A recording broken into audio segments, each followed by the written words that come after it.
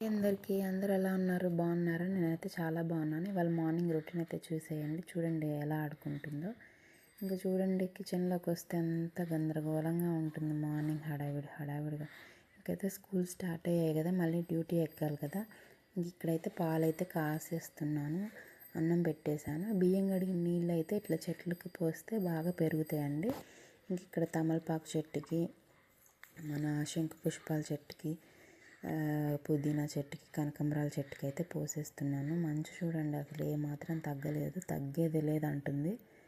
ఇంకైతే ఇక్కడ వాటర్ అయితే పోసేస్తున్నాను. నాకేంటంటే అసలు ఎన్ని వీడియోస్ పెట్టినా కానీ వ్యూస్ వస్తున్నాయి కానీ సబ్స్క్రైబర్స్ అయితే రావట్లేదు. మరి ఎందుకనే అర్థం కావట్లేదు. కొంచెం సబ్స్క్రైబ్ చేసుకోండి చూసేవాళ్ళు, అలా చూసి వెళ్ళిపోకుండా. ఇక్కడ చూడండి గాత్రి పాప ఇవాళ మార్నింగ్ అయితే కొంచెం విసిగిచ్చింది. ఇంక ఉయ్యాలు పట్టుకుని ఊపుతూ ఉన్నాను.